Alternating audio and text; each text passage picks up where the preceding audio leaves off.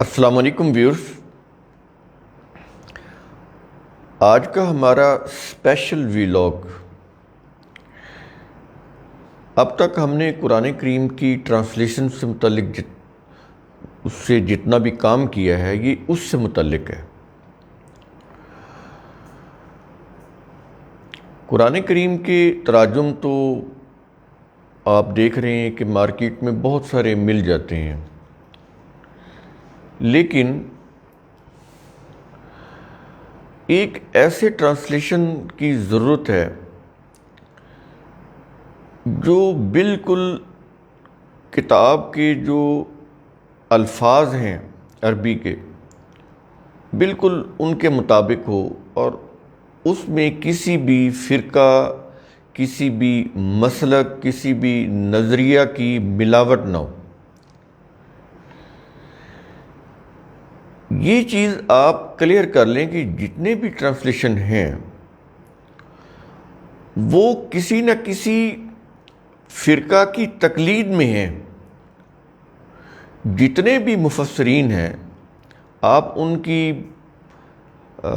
ان کی سوانح یا ان کی ان کے متعلق جو کچھ بھی لکھا ہوتا ہے ان کی سیرت کے متعلق، تو آپ یہ دیکھیں گے کہ وہ کسی نہ کسی فرقے سے منسلک ہوتے ہیں۔ کوئی حنبلی تھے، کوئی شافعی تھے، کوئی مالکی تھے، کوئی حنفی ہیں، تو کسی فرقے سے تعلق ہوتا ہے۔ اس کی روح سے وہ اپنے اپنے تراجم کرتے ہیں، اپنے اپنے مسلک کو تقویت دینے کے لیے، قرآن کو سمجھنے کے لیے نہیں۔ قرآن کیا کہتا ہے اس کو سمجھا جائے اس کے لیے نہیں، اپنے فرقے، اپنے مسلک کو تقویت کیسے دی جائے، اپنے مسلک کا جواز قرآن سے کیسے لایا جائے، اس کی روح سے وہ تراجم کیے گئے ہیں۔ اور اس سلسلے میں سب سے پہلے یہ سمجھ لیں کہ جو پہلے مفسر ہیں جنہوں نے سب سے پہلے قرآن کی تفسیر کی وہ ہے طبری۔ سب سے پہلے طبری نے تفسیر کی، 923 عیسوی کے طبری۔ تو یہ طبرستان کے تھے، آج جس کو ہم ایران بولتے ہیں، تو یہ ایران کا علاقہ تھا۔ اس وقت وہ فارس یا پرشیا کہلاتا تھا۔ تو سب سے پہلا مفسر طبری جس نے تفسیر لکھی، لیکن اس نے دو کام کیے تھے۔ سب سے پہلے اس نے تاریخ لکھی تھی، اور یہ ہسٹری کا فرسٹ کمپائلر تھا طبری۔ پھر اس نے جو تاریخ لکھی اسی سے ملتی جلتی یا اسی کی تائید میں، جو ہسٹری لکھی اس کی تائید میں پھر تفسیر بھی لکھ دی، تاکہ اگر کوئی تفسیر کی یا قرآن کی روح سے کوئی حقیقت جاننا چاہے تو اس کو وہی کچھ نظر آئے جو ہسٹری کے اندر اس نے لکھا۔ تو ہسٹری اور تفسیر یہ مکس ہو گیا۔ آپ نے سنا ہوگا شان نزول۔ شان نزول کیا ہوتا ہے؟ بتاتے ہیں نا کہ اس آیت کا شان نزول یہ ہے، پھر اس کے اوپر وہ تفسیر بنتی ہے، اوپر عربی عبارت، نیچے اس کا ترجمہ، پھر اس کے نیچے وہ تفسیری روایات۔ بیسیکلی وہ روایات ہوتی ہیں۔ تو یہ روایات بھی تو ہسٹری ہے نا، کہ فلاں دور کے لوگوں نے یہ کیا، تو یہ ہسٹوریکل ایونٹس ہوتے ہیں۔ اچھا، اب یہ جو مذہبی تاریخ ہے کہ فلاں دور میں فلاں واقعہ ہوا تو یہ آیت نازل ہوئی، یہ طریقہ جو ہے اس سے کیا چیز ثابت ہوتی ہے کہ یہ قرآن اس ماضی کے دور کے لوگوں کے لیے تھا، آج کے دور کے لوگوں کے لیے اس میں کوئی ہدایت نہیں ہے۔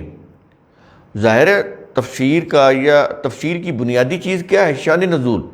اور شان نزول کیا ہوتا ہے کہ فلاں واقعہ ہوا تھا، فلاں ہسٹوریکل واقعہ ہوا تھا تو یہ آیت نازل ہوئی۔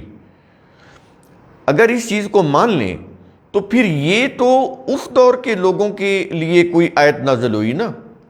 آج جو کچھ ہم کر رہے ہیں پھر اس کے لیے آپ ہدایت یا گائیڈنس کہاں سے لے کر آئیں گے؟ تو یہ قرآن پھر اس ماضی تک محدود ہو گیا، یا ماضی کے ان لوگوں تک محدود ہو گیا جن کے متعلق تفسیریں بتا رہی ہیں کہ یہ اس دور کے لوگوں نے یہ کام کیا تھا تو یہ آیت نازل ہوئی۔ تو پھر ہمارے لیے اس میں کوئی ہدایت نہیں رہتی۔ پھر اس کا ایک اور مطلب بھی بنتا ہے کہ اگر ماضی کے ان لوگوں نے وہ کام، وہ اسپیسیفک یا مخصوص کام نہ کیا ہوتا تو یہ آیت بھی نازل نہ ہوتی۔ اس کو آپ سمجھیں، اس چیز کو کہ تفسیر کی بیس جو ہے وہ ہے کیا، کہ ماضی کے فلاں لوگوں نے یہ کام کیا تو یہ آیت نازل ہوئی، یہ ہو گیا شان نزول، اس پر بن گئی تفسیر۔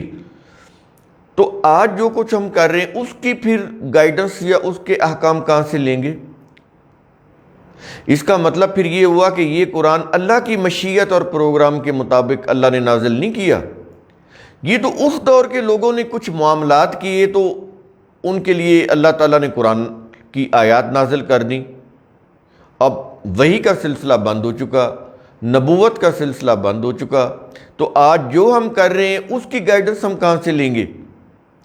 تو یہ تفسیر کی بنیادی یہ چیز ہے جو میں نے آپ کو بتائی ہے۔ اگر اتنی چیز سمجھ آ جائے تو آپ کو یہ تفسیر کا جتنے بھی وہ اس کے عزائم مقاصد ہیں وہ آپ کو سمجھ آ جائیں گے۔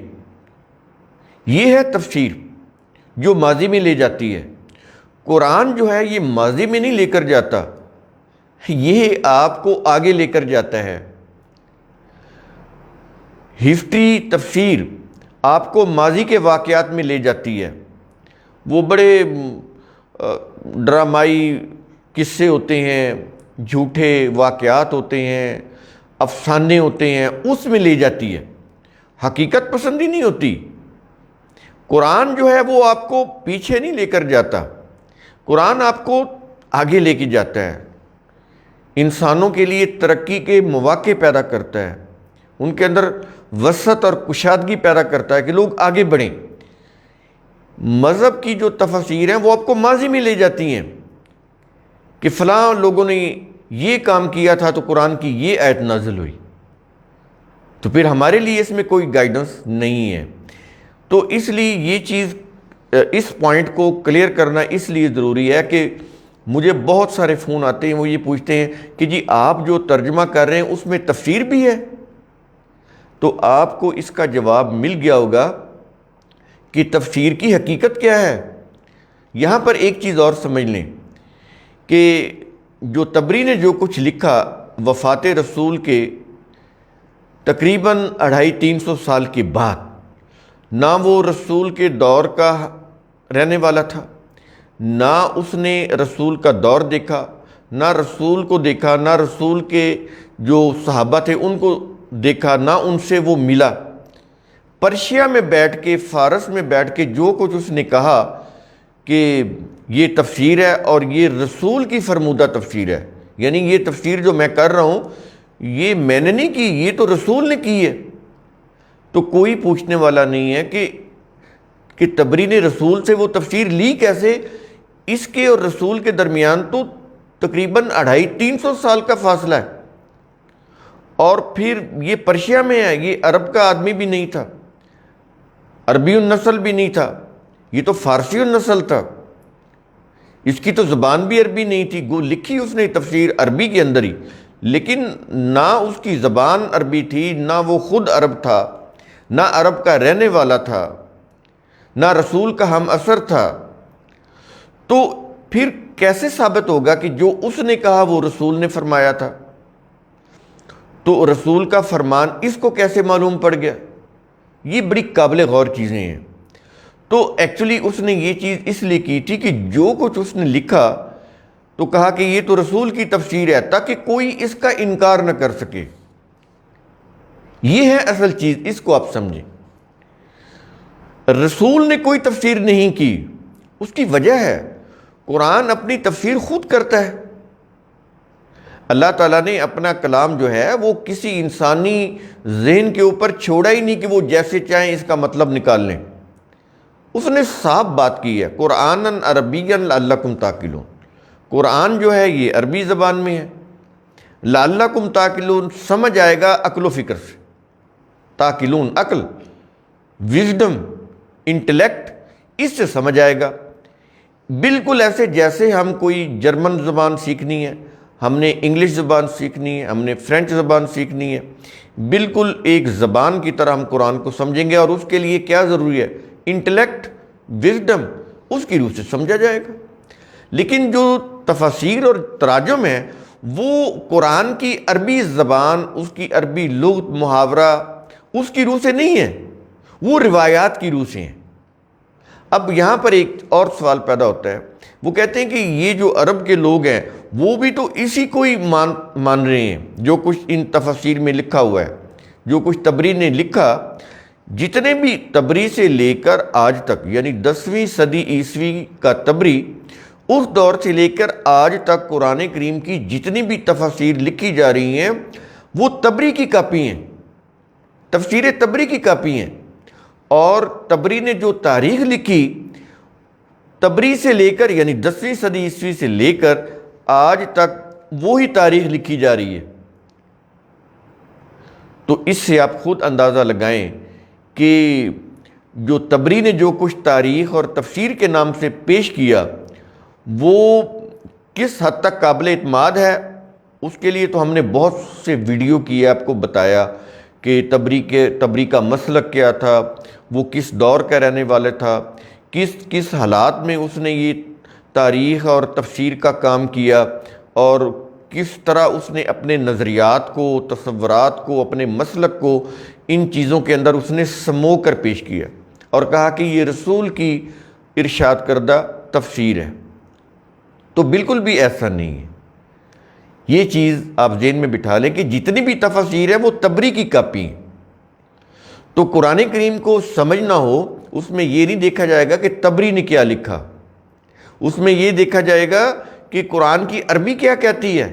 قرآنً عربیًا لعلکم تعقلون، بالکل واضح کر دیا۔ یہ سورہ یوسف جو 12ویں سورت ہے اس کے بالکل سٹارٹ میں یہ بات کی جا رہی۔ تو ہم نے اسی اصول کے مطابق قرآن کی ٹرانسلیشن کی ہے کہ قرآن کی عربی جو کہتی ہے ہم نے اس کے مطابق اس کی ٹرانسلیشن کی ہے۔ کوئی مفسر کیا کہتا ہے، کوئی مسلک یا فرقہ کیا کہتا ہے، ہمیں اس سے کوئی سروکار نہیں ہے۔ دیکھیں یہ اللہ کا کلام ہے، اس میں جب آپ انسانوں کو لے آئیں گے، یہ مفسرین کون تھے؟ انسان تھے۔ جب آپ ان کو لے آئیں گے تو پھر یہ شرک ہو جائے گا، اللہ کے کلام میں ملاوٹ ہو جائے گی۔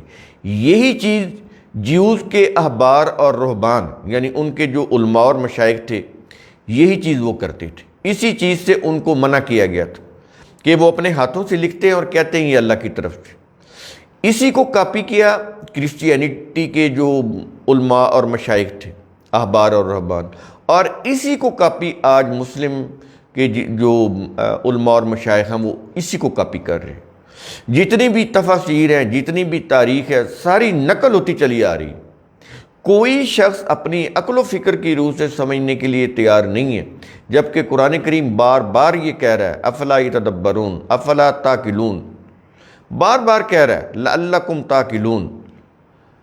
غور، تدبر، فکر، عقل، اس کی روح سے وہ بار بار کہہ رہا ہے کہ اس کی روح سے سوچو، تدبر کرو گے تب یہ قرآن جو ہے تمہیں سمجھ آئے گا، اس کے احکام سمجھ آئیں گے۔ تو ہم نے اس اصول کے مطابق انسانی جو روایات ہیں یا جو مفسرین ہیں، محدثین ہیں، مورخین ہیں، ان کو نہیں لیا۔ اللہ کے کلام کے بیچ میں ان لوگوں کو نہیں لے کر آئے ہم۔ اس قرآن کی جو عربی ہے، وہ اس کی جو لغات ہے، اس کے جو محاورات ہیں، اس کی روح سے ہم نے اس کی ٹرانسلیشن کی ہے۔ تو یہاں پر یہ چیز سمجھ لیں کہ جو چیز دھوکہ دیا جاتا بہت بڑا، وہ یہ کہ رسول نے تفسیر کی۔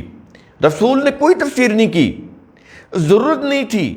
قرآن کریم کے الفاظ اتنے واضح ہیں کہ وہ اپنی تفسیر خود بخود کرتا چلا جا رہا ہے۔ اگر رسول تفسیر کرنے بیٹھ جاتے تو مجھے یہ بتائیں کہ 13 سالہ مکی زندگی، 12 یا 13 سالہ، اور 10 سالہ مدنی زندگی، اور مدنی زندگی ساری کی ساری وہ جہاد میں گزری ہے، یعنی جد و جہد میں گزری ہے، سٹرگل میں گزری ہے، جنگوں میں گزری ہے، وقت ہی نہیں ملا۔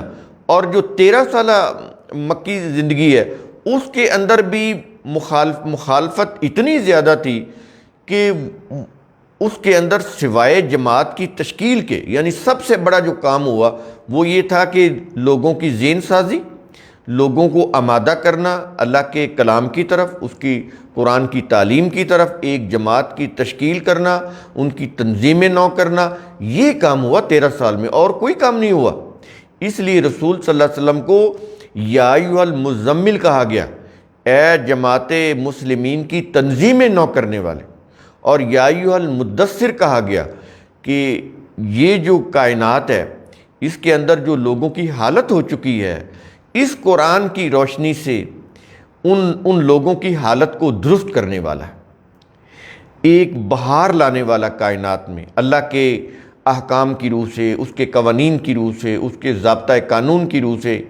یہ جو خزاں رسیدہ جو کائنات ہے اس میں جو حالت ہو چکی ہے جہالت کی وجہ سے، تو اس قرآن کی روشنی سے ان کو منور کرنے والا، ان کی زندگی کو بہتر بنانے والا، ایک نئی بہار لانے والا، یہ مدثر کے معنی ہیں، جس کو انہوں نے کہا کہ کملی والا، کالی کملی والا، اور لحاف میں لپٹا ہوا اور اٹھ، یعنی وہ نعوذ باللہ ایسے لگتا ہے جیسے کوئی شخص غفلت میں لیٹا ہو تو اس کو اٹھایا جا رہا ہو کہ اٹھ، یعنی یہ تراجم کیے پڑے، یہ حالت کوئی سوچنے کے لیے تیار نہیں۔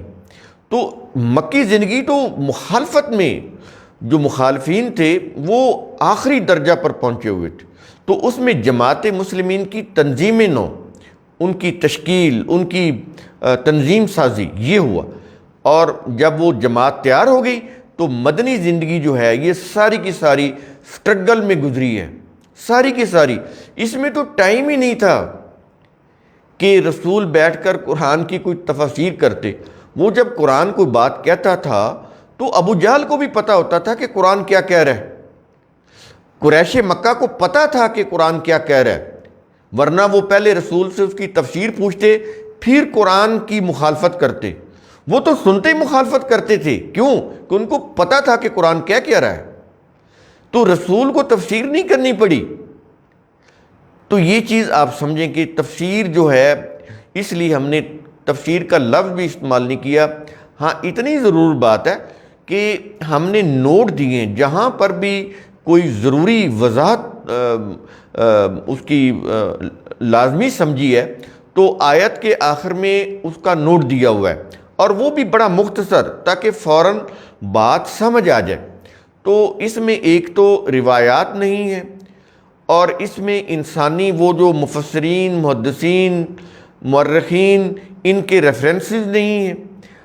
عربی لغت اور محاورہ کی روح سے جو اس کی ٹرولی ٹرانسلیشن بنتی ہے، ہم نے ورڈ ٹو ورڈ وہی ٹرانسلیشن کی ہے، کوئی چیز اپنی طرف سے اس میں اضافہ نہیں کیا، اور اگر کوئی چیز وضاحت کے لیے ضروری تھی تو اس میں بریکٹ دی ہوئی ہے۔ پھر اس میں ایک اور چیز ہم نے یہ کی ہے کہ آیات کو، ایک آیت ہے اس کے ہم نے مختلف سیگمنٹ بنائے ہیں، چھوٹے چھوٹے میننگ فل حصے بنائے ہیں، ٹیبل بنایا ہے، ٹیبل میں ان کو، ٹیبل کے اندر رو چلتی ہیں، تو رائٹ سائڈ پہ جو 2 کالم ہیں، ایک کالم کے اندر عربی ہے قرآن کی، اور اس کے بالکل سامنے والی جو رو ہے دوسرے کالم میں، اس میں اس کی اردو ٹرانسلیشن ہے، اور وہ ورڈ ٹو ورڈ ہے، یعنی کہیں آپ کو جانے کی ضرورت نہیں ہے، لمبی چوڑی تفصیل میں جانے کی ضرورت نہیں ہے۔ اگر آپ اس کو غور سے سمجھ لیں گے تو تھوڑے وقت میں آپ کو قرآن کی سمجھ آ جائے گی۔ یہ ہے اس کا انداز کہ ٹیبل میں ہے، رو میں ہے، 2 کالم ہیں، ایک میں عربی ہے اور اس کے سامنے بالکل اردو ہے، اور اس کے ہم نے ایگزامپل جو ہیں وہ عام طور پر کئی آیات کی ہم پیش کرتے رہتے ہیں، اس کے اوپر اپلوڈ کرتے رہتے ہیں فیس بک کے اوپر، اس میں آپ دیکھیں گے تو آپ کو اس کا انداز پتہ چل جائے گا کہ یہ کس طرح سے ہے۔ اس کا ایک فائدہ اور بھی ہے کہ جب آپ وہ ٹرانسلیشن دیکھیں گے تو چونکہ آیت کی پوری ٹرانسلیشن کنٹینیوس پیرا کے اندر نہیں ہے، چھوٹے چھوٹے حصوں میں، ٹکڑوں میں دی گئی ہے، اس سے یہ ہوتا ہی ہے کہ آپ کو یہ پتہ چل جائے گا کہ ہم کس لفظ کا کون سا میننگ پڑھ رہے ہیں، کس لفظ کے کیا میننگ ہے، اس سے آپ کو میننگ کی بھی سمجھ آ جائے گی کہ یہ لفظ ہے اور اس کی میننگ یہ ہیں. کنٹینیوس پیرا جو چل رہا ہوتا ہے اس میں پتہ نہیں چلتا کہ کس لفظ کے کون سے میننگ ہیں. تو اس کے اندر یہ بھی آپ کو چیز آ جائے گی کہ آپ کے سامنے وہ الفاظ اور ان کے سامنے میننگ اس کے سامنے ہوں گے. پھر یہ ہے کہ جو جز ہم نے اس ٹیبل میں اس کی رو میں لکھا ہے اس کی ٹرانسلیشن اسی لائن کے اندر ہے، آگے نہیں جاتی. اسی لائن میں اس ٹرانسلیشن نے ختم ہونا ہوتا ہے. وہ جتنا حصہ ہم نے ایک رو میں دیا ہوتا ہے اسی رو میں اس کا ٹرانسلیشن اس کے اندر ہوتی ہے، آگے نہیں جا رہی ہوتی. اس سے آپ کو سمجھنے میں آسانی ہوتی ہے، کنفیوژن نہیں ہوتی، کسی قسم کی کوئی دقت نہیں ہوتی. یہ چیزیں اس لیے کی گئی ہیں. اور اس میں پھر ایک اور چیز کی گئی ہے کہ دیکھیں قرآن کریم کو سارے کے سارے قرآن کو میں نے عام طور پہ یہ دیکھا ہے، لوگ یہ کہتے ہیں بڑے فخر سے بتاتے ہیں کہ میرے پاس جی قرآن کا لفظی ترجمہ ہے، میں تو قرآن کا لفظی ترجمہ پڑھتا ہوں. تو وہ اس کو بڑا اتھینٹک سمجھ رہے ہوتے ہیں. اچھا، تو یہ جو لفظی ترجمہ ہے جس کو وہ بڑا اتھینٹک سمجھ رہے ہوتے ہیں، سارا کا سارا قرآن کا لفظی ترجمہ آپ کریں گے تو مفہوم غلط ہو جائے گا. دیکھیں قرآن کریم کے اندر صرف وہ لفظی الفاظ نہیں ہیں کہ آپ ان کا لفظی ترجمہ کر دیں. جیسے ایک زبان ہے اس کے اندر محاورات بھی ہوتے ہیں، اس کے اندر ایڈیامیٹک فریزز بھی ہوتے ہیں، اس کے اندر پروورب بھی ہوتے ہیں، ضرب الامثال یا ضرب المثل یا کہاوت وہ بھی ہوتی ہیں. تو یہ جتنی بھی چیزیں ہیں اس طرح اس کے اندر تشبیہات بھی ہوتی ہیں، استعارات بھی ہوتے ہیں، کسی چیز کے ساتھ ریزمبلنگ کرنا. فار ایگزامپل کہ وہ شیر کی طرح بہادر ہے، یہ کہتے ہیں نا وہ گیدڑ کی طرح بزدل ہے. تو یہ اس طرح کی یہ تشبیہات اور استعارے یہ زبان کے اندر استعمال ہوتے ہیں، قرآن کے اندر بھی استعمال ہوئے ہیں. تو اگر آپ لفظی ترجمہ ان محاورات کا کریں گے تو یہ غلط ہو جائے گا. اس کی میں ایک مثال دیتا ہوں. جیسے اللہ کی کرسی، اب یہ آیت الکرسی بڑی مشہور ہے. اب آیت الکرسی یہ جو اللہ کی جو کرسی ہے اس سے مراد کیا ہے؟ اس کا اقتدار، اس کی ساورنٹی. اللہ کا عرش، اللہ کے عرش سے کیا مراد ہے؟ اس کا کنٹرول. جب وہ کہتا ہے کہ اللہ کا عرش پانی کے اوپر ہے تو اب اس کا لفظی ترجمہ کریں گے تو یہ غلط ہو جائے گا. کیوں کہ اس نے یہ کہا ہے کہ زندگی جو ہے اس کی بنیاد پانی ہے.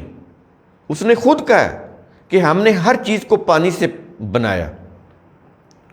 وَجَعَلْنَا مِنَ الْمَاءِ كُلَّ شَيْءٍ حَيٍّ، ہر چیز کو ہم نے پانی سے بنایا. تو بنیادی جو چیز ہے وہ کیا ہے؟ پانی.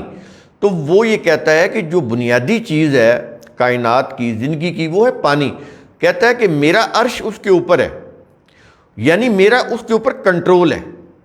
یعنی یونیورس کے اوپر جو کنٹرول ہے وہ اللہ کا ہے.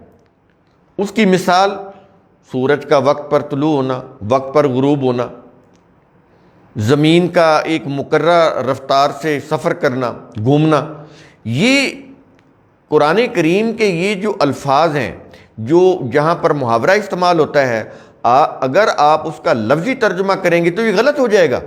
وہ یہ کہتا ہے کہ ید اللہ فوق ایدیہم، اللہ کا ہاتھ ان کے ہاتھوں کے اوپر تھا جو صحابہ نے بیعت کی تھی. تو اس کی بات ہو رہی. اب مجھے یہ بتائیں اللہ کا ہاتھ ہے؟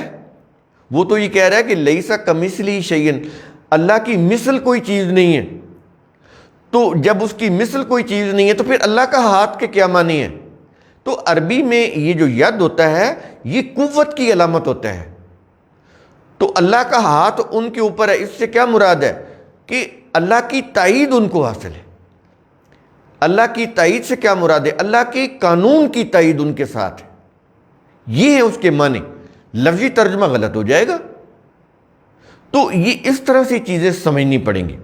جیسے وہ کہتا ہے کہ ہم نے کشتی بنائی، وہ جو نوح نے کشتی بنائی، وہ کہتا ہے ہم نے بنائی.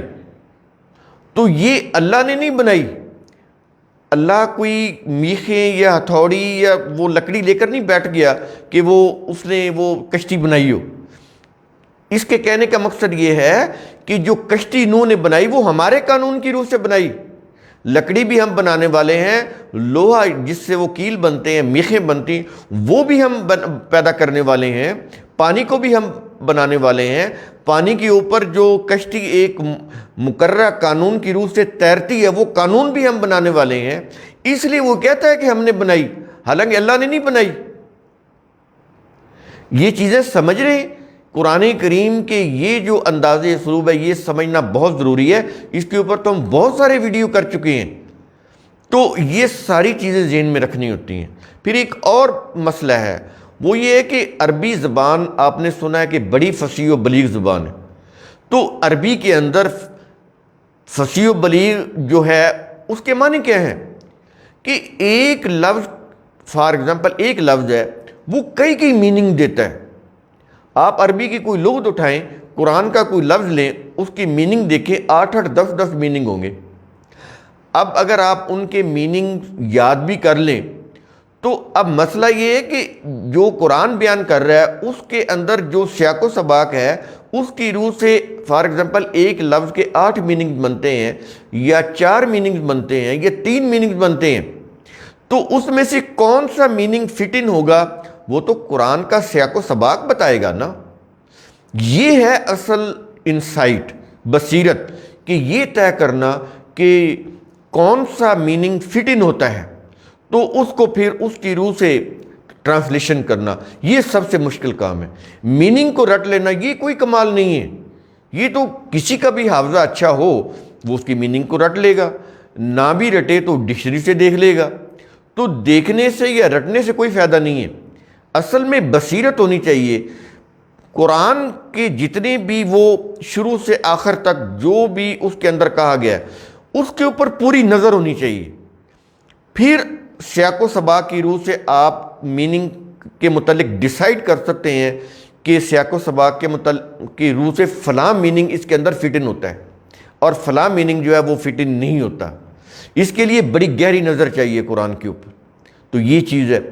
تو اس لیے جو لوگ چند الفاظ یاد کر لیتے ہیں یا کچھ ڈکشنری کے الفاظ یاد کر لیتے ہیں وہ اپنے آپ کو علامہ سمجھنے لگ جاتے ہیں، تو یہ ایسا اتنا ایزی کام نہیں ہے کہ آپ کچھ الفاظ کی میننگ یاد کر لیں اور وہ آپ کہیں کہ میں اس کی ٹرانسلیشن کر لوں گا۔ یہ بہت مشکل کام ہے، کیونکہ سب سے جو مشکل کام ہے وہ یہی ہے، الفاظ کا انتخاب، میننگ کا انتخاب، کون سا میننگ سیاق و سباق کی روح سے فٹ ان ہوگا کانٹیکسٹ کے اعتبار سے، تو یہ سب سے مشکل کام ہے۔ یہ وہی کر سکتا ہے جس کی پوری نظر ہو قرآن کے اوپر، دوسرا شخص نہیں کر سکتا۔ تو اس لیے کچھ چیزیں پڑھ کے آپ سٹڈی کر کے کہیں کہ میں خود ٹرانسلیشن کر لوں گا تو یہ ممکن نہیں ہے، پاسبل نہیں ہے، کیونکہ اس کی وجہ یہ قرآن تو آسان ہے لیکن قرآن کو مشکل بنایا گیا ہے روایات کی روح سے۔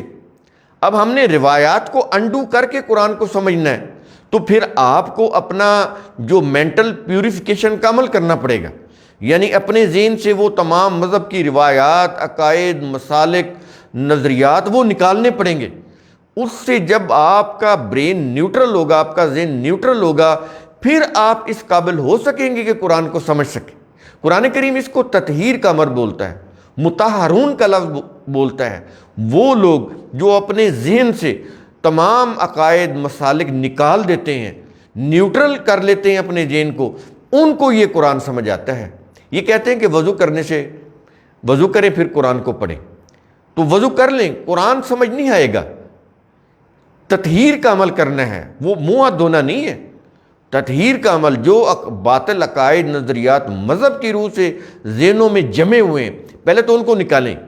جب وہ آسان کام نہیں ہے، دنیا میں سب سے بڑا مشکل کام اپنے عقیدہ یا مسلک کو چھوڑنا ہوتا ہے، اور قرآن کریم سب سے پہلا کام یہی کرتا ہے۔ سب سے پہلی جو کاری ضرب لگاتا ہے وہ یہی ہے کہ اپنے ذہن کے بتوں کو اپنے ذہن سے نکالو۔ یہ بت ہے، کوئی کسی مسلک کا ہے، کوئی کسی مسلک کا ہے، کوئی ہر مسلک نے اپنی روایات وضع کی ہوئی ہیں، ہر مسلک نے اپنی روایات کی روح سے تفسیر کی ہوئی ہیں۔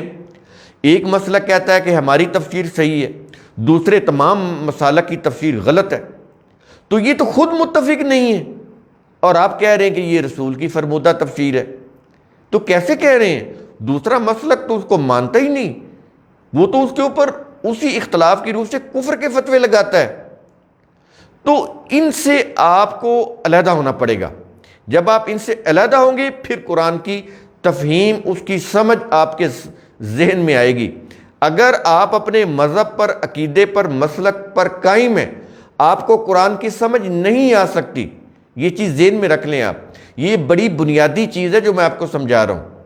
اس کے لیے آپ کو نیوٹرل ہونا پڑے گا، ذہن کو نیوٹرل کرنا پڑے گا، پھر قرآن کی سمجھ آئے گی۔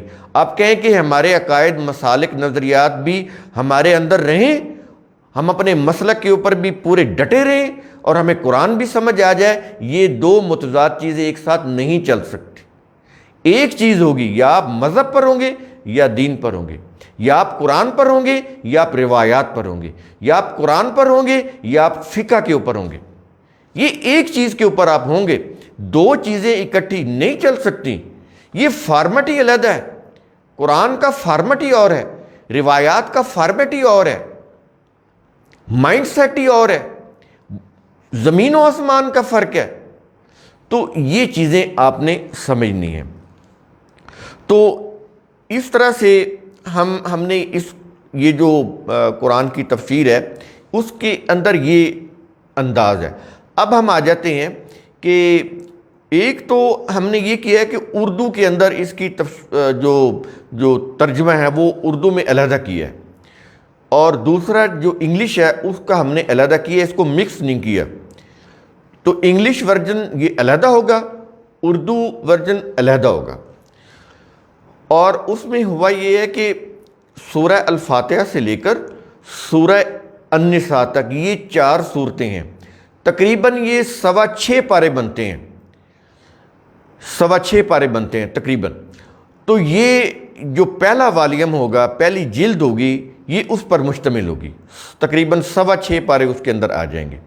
اور اس کا جو سائز ہے وہ آپ نے عظمت رفتہ یہ کتاب دیکھی ہوئی ہے، اس کا سائز ہے A5 سائز۔ تو یہ جو قرآن کی ٹرانسلیشن ہوگی وہ بھی A5 سائز میں ہوگی، یعنی یہ اتنا سمارٹ سائز ہے کہ اس میں آپ ہاتھ میں پکڑ کر بڑا ایزیلی آپ کیری بھی کر سکتے ہیں، کہیں بیٹھ کے پڑھ بھی سکتے ہیں، لیٹ کر بھی پڑھ سکتے ہیں، بیٹھ کر بھی پڑھ سکتے ہیں۔ بالکل وہ ایک سمارٹ سائز ہے، بڑا مناسب سا، جس میں اس کی وہ ضخامت بھی اتنی زیادہ نہیں ہوگی، کوئی 500 کے قریب پیجز ہوں گے اس کے۔ تو اگر اس کو آپ اوراق گنے تو وہ اور تھوڑے کم ہو جاتے ہیں۔ تو اس طرح سے ہم نے کیا ہے کہ تاکہ آپ کو اس کو کیری کرنا، اس کو پڑھنا، کہ ایک تقدس ہوتا ہے بہت بہت زیادہ۔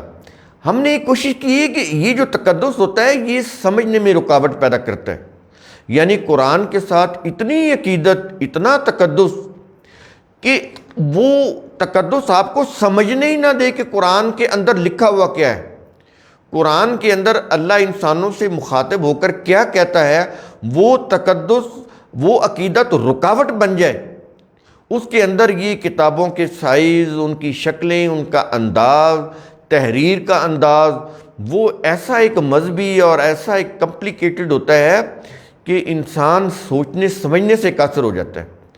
تو سائز چھوٹا ہے، اور اس سے یہ ہے کہ اس کی ضخامت بہت زیادہ نہیں ہے ایک والیوم کی، اور پھر یہ ہے کہ اس کے اندر جو الفاظ ہیں وہ اتنے سمپل ہیں، اردو ہو یا انگلش ہو۔ اب جو ہم نے اس کے اندر انگلش لکھی ہے وہ بالکل ماڈرن انگلش ہے، آج کے دور کی انگلش ہے، بالکل امریکن سٹائل میں، جیسے وہ بڑا بریفلی بولتے ہیں، مختصر بولتے ہیں، تو بڑی بریفلی وہ انگلش کی ٹرانسلیشن ہے، بڑی سادہ۔ یعنی اگر کوئی بچہ او لیول کا یا اے لیول کا یا میٹرک کا یا ایف اے کا جس نے اچھی طرح سے انگلش پڑھی ہو تو وہ بڑی ایزیلی اس انگلش کو سمجھ سکتا ہے، اور اس کے اندر کوئی وہ جو ریلیجیس یا پرانی جو ان کے الفاظ ہیں، ٹرمنالوجی ہے انگلش کی یا اردو کی، وہ ہم نے یوز نہیں کی،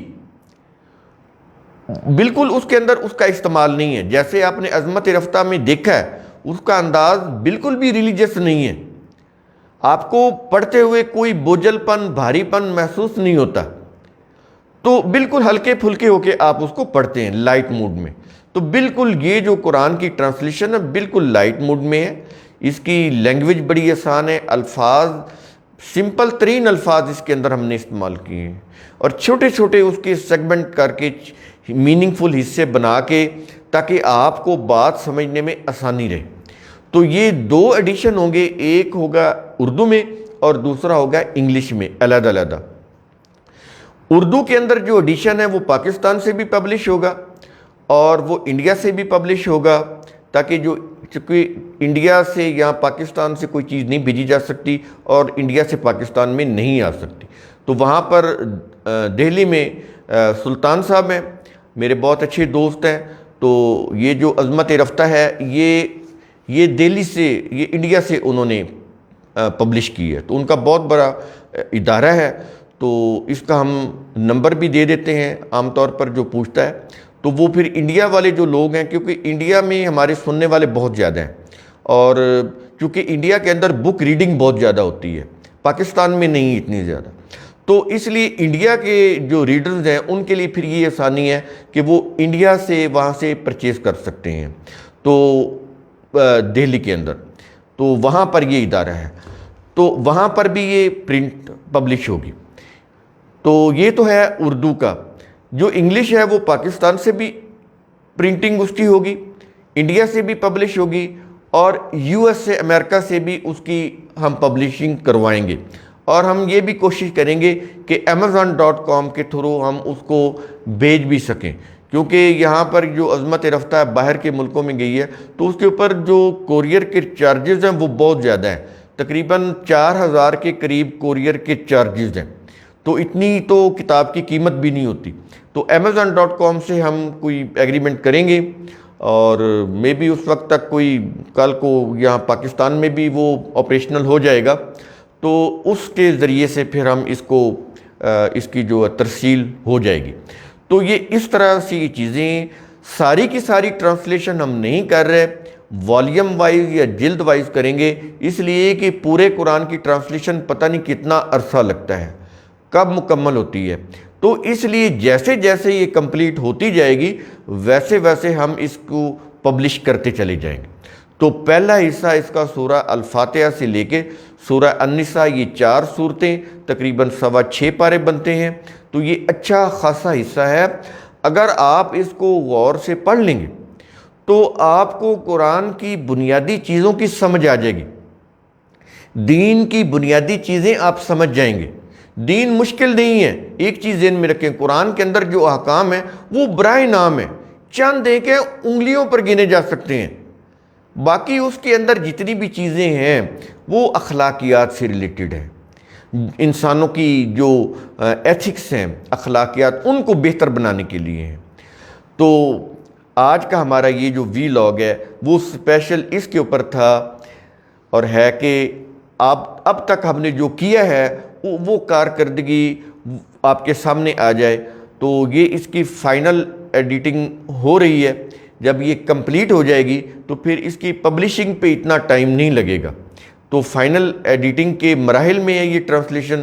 یہ انشاءاللہ تعالی پوری کوشش ہے کہ یہ جلد از جلد یہ مارکیٹ میں آ جائے، اور جب یہ آئے گی تو اس کو ہم جتنا بھی سوشل میڈیا ہے اس کے اوپر اس کو اناؤنس کر دیں گے، تو اس کے بعد آپ کو طریقہ کار بھی بتا دیں گے کہ یہ کیسے اویلیبل ہو سکتی ہے۔ تو اس کے لیے آپ جو ہیں